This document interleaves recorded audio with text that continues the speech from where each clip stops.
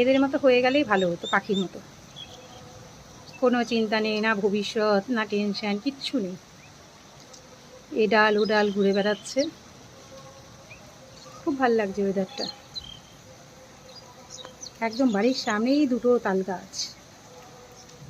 আমি ভাবি মাঝে মাঝে সামনে এটা না হলে একটা পাহাড় হতে পারতো, কি ভালো লাগতো।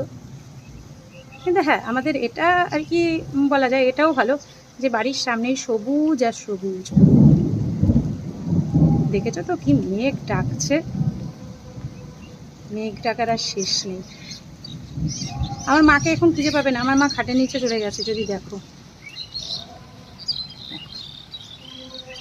বাবা এই বৃষ্টিতেও কে বেরিয়েছে অ্যানাউন্স করতে হতে। গাছের মধ্যে এক ঝাঁক পাখি উঠে গেছে, আপন মনে রয়েছে ওরা। এখনো সকাল থেকে কিছু খাইনি, এখন খাবো দুটো ভাত।